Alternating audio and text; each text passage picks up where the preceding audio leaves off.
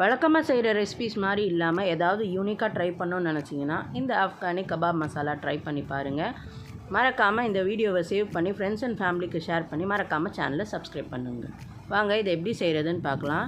ஒரு மிக்ஸி ஜாரில் நான் 1/2 கிலோ அளவு சிக்கன் எடுத்து இந்த மாதிரி சின்ன சின்னதாக போன்லெஸ் கட் பண்ணி வச்சு இது கூட சேர்த்துக்கலாம். இது கூட ஒரு வெங்காயத்தை சேர்த்துட்டு 10 பல்லு பூண்டு, ஒரு துண்டு இஞ்சி, 2 பச்சை மிளகா, ஒரு கை கொத்தளவு கொத்தமல்லி சேர்த்து இது கூட 1 ஸ்பூன் அளவு உப்பு சேர்த்துக்கலாம். சேர்த்துட்டு 4 பிரெட்டு துண்டுகளை இந்த மாதிரி சின்ன சின்ன பீஸாக கட் பண்ணி வச்சுருக்கேன். இதையும் சேர்த்துட்டு இது கூட 1/2 லெமனை இந்த மாதிரி புழிஞ்சு விட்டுக்குங்க. ஸோ இது கபாப்கான மசாலா ப்ரிப்ரேஷன் தான் இது கூட பார்த்திங்கன்னா ஒரு பீஸ் அளவு இந்த மாதிரி பட்டரை சேர்த்துக்குங்க. சேர்த்துட்டு 1 ஸ்பூன் மிளகுத்தூள், 1 ஸ்பூன் சீரகத்தூள், 1 ஸ்பூன் தனியா, அப்புறம் 1 ஸ்பூன் கரம் மசாலா இது எல்லாத்தையும் சேர்த்துட்டு மிக்சர் ஜாரில் நல்ல நைஸாக பேஸ்ட் மாதிரி அரைச்சிக்குங்க. பார்த்திங்கன்னா எந்த அளவுக்குனா இந்த மாதிரி உங்களுக்கு எந்த ஷேப்பில் வேணுமோ அந்த ஷேப்பில் நீங்கள் இதை பிடிச்சி வச்சுக்கலாம்.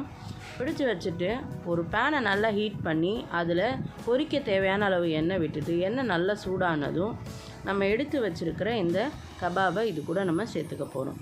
ஸோ இந்த மாதிரி 2 பக்கமும் நல்லா கோல்டன் ப்ரௌன் ஆகிற அளவுக்கு வறுத்து எடுத்துக்கலாம். எடுத்துட்டு அதே பேனில் 1 ஸ்பூன் அளவு எண்ணெய் விட்டு ஒரு வெங்காயம், 10 முந்திரி, கொஞ்சமாக பூண்டு, இஞ்சி ஒரு துண்டு, அது கூட ஒரு 2 பச்சை மிளகாய் சேர்த்து இதை நல்லா வதக்கிக்குங்க. நல்லா கோல்டன் ப்ரௌன் அளவுக்கு வதக்கிட்டு இதை நல்லா பேஸ்ட் மாதிரி அரைச்சி விட்டுக்குங்க. பேனை நல்லா ஹீட் பண்ணி இதில் 4 டேபிள் ஸ்பூன் அளவு எண்ணெய் விட்டு பட்டை, ஏலக்காய் சேர்த்துட்டு இது கூட அரைச்ச விழுதையும் சேர்த்துக்கிட்டு இது கூட 1 ஸ்பூன் தனியாத்தூள், 1 ஸ்பூன் கரம் மசாலா, 1 ஸ்பூன் மிளகுத்தூள், 1 ஸ்பூன் கஸ்தூரி மெத்தியும் சேர்த்துட்டு 1/2 கப் அளவு தயிர் சேர்த்துக்குங்க. சேர்த்துட்டு உப்பு தேவையான அளவு சேர்த்துட்டு ஒரு 100 ml ஃப்ரெஷ் க்ரீமையும் சேர்த்து நல்லா இந்த மாதிரி கலந்து விட்டுட்டு 1/2 டம்ளர் அளவு தண்ணியை நான் சேர்த்துக்கிறேன். ஸோ இது நல்லா சேர்த்துட்டு இதை நல்லா கொதிக்கும்போது நம்ம பொரிச்சு வச்சுருக்கிற அந்த கபாபை இது கூட நம்ம சேர்த்துக்கலாம். சேர்த்துட்டு இது நல்லா திக்காகிற வரையும் விட்டுருங்க. இது நல்லா திக்காகி கிரேவி மாதிரி வரும். பார்த்திங்கன்னா இந்த பதத்தில் ஸ்டவ் ஆஃப் பண்ணி மேலே கொத்தமல்லி தூவி சர்வ் பண்ணுங்கள். ஒரு சூப்பரான ரெசிபியும் கூட இதை வீட்டில் ட்ரை பண்ணி பாருங்கள்.